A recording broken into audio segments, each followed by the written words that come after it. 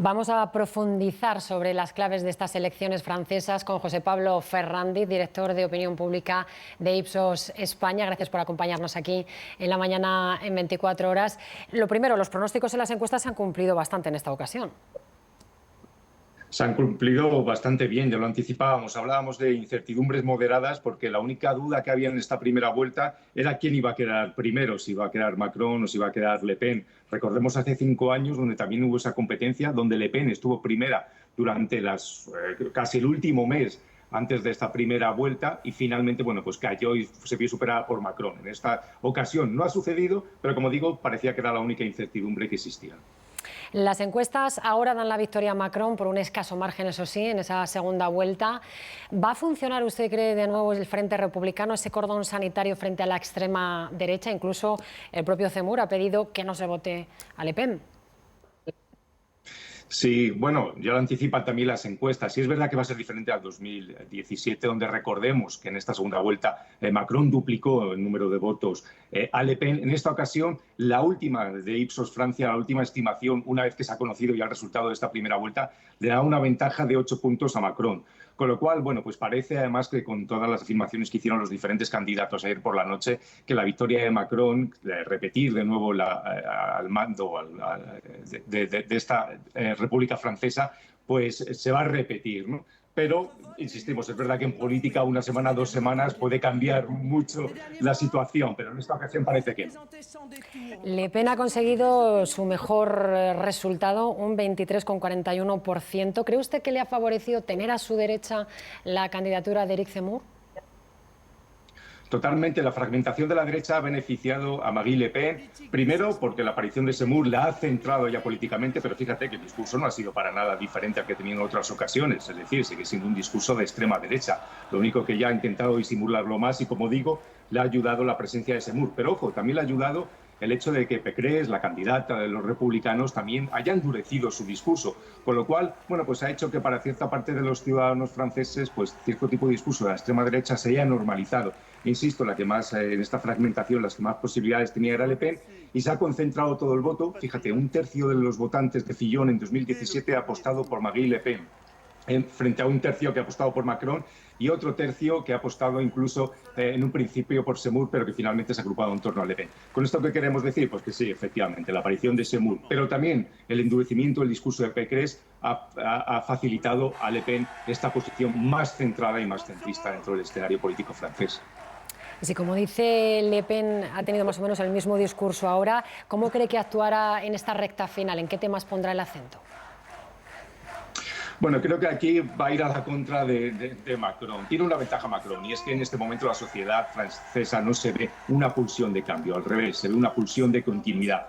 Y además el propio contexto de la guerra de Ucrania, que hace que las incertidumbres sean mayores, pues en este sentido se vuelve más conservador el electorado en general. Más conservador se refiere a que apuesta por la continuidad, apuesta por algo ya conocido, como es el caso de Macron, que no olvidemos que en todo caso ha obtenido un buen resultado y que la mayoría de los franceses además cree que ha tenido, a lo largo de estos 5 años, un buen gobierno, ¿no? Y la crisis, insisto, la crisis de Ucrania ayuda a que la pulsión de cambio sea menor, y 2/3 de los franceses consideran que la actuación de Macron durante la crisis de Ucrania ha sido positiva. Y no solo eso, sino que consideran además que los próximos pasos que va a dar en relación a esta crisis también van a ser positivos. Yo solo te diría un dato que es muy interesante, ¿no? Estamos en un momento donde, pues parece que tiene el único presidenciable, podemos decir, según los franceses en este momento, Macron, pero no olvidemos que la que mejor simboliza el cambio.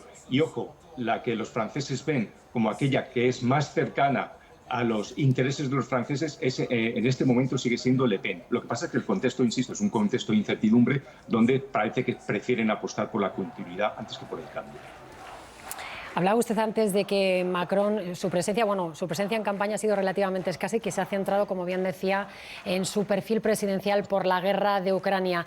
¿Cambiará esto en la segunda vuelta? ¿Se centrará más en lo que interesa a los franceses en su día a día?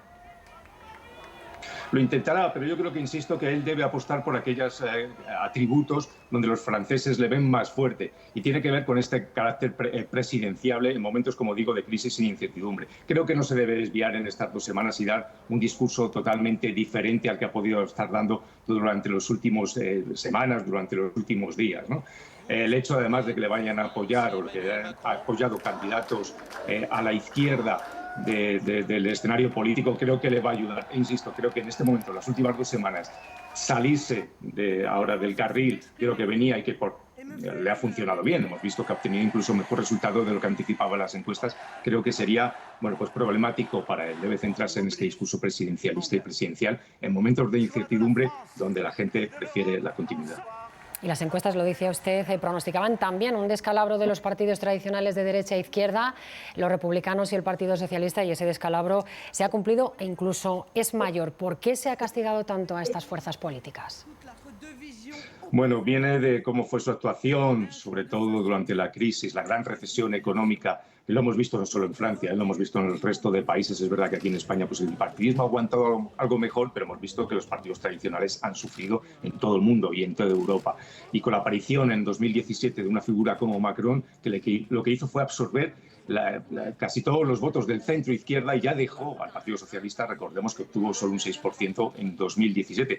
Bueno, pues en esta ocasión ha seguido absorbiendo el voto del centro-izquierda en una posición totalmente de centro que le permite atraer votantes del centro-izquierda, y en esta ocasión, pues como te decía antes, también ha absorbido al centro-derecha, un tercio del electorado centro-derecha, precisamente, bueno, pues que no han sabido dar respuesta, no han sabido dar a las necesidades que tienen los franceses, como en el resto de países ha sucedido, en momentos, la de Ucrania va a ser la tercera crisis, una crisis que podemos derivar en diferentes, económica, social, institucional, ¿no? Y la aparición, como digo, de este eje central que ha sido Macron y que le ha permitido absorber voto de izquierda y ahora le está permitiendo absorber voto de la derecha, ha hecho que los dos partidos tradicionales pues queden desfundados. Y fíjate que ya no solo en votos, sino que tienen un problema futuro, y es que ahora van a perder probablemente las ayudas que reciben por haber obtenido un porcentaje tan bajo, y por lo tanto también van a tener un problema de financiación que hace y dificulta más su futuro y una posible recuperación en los próximos años.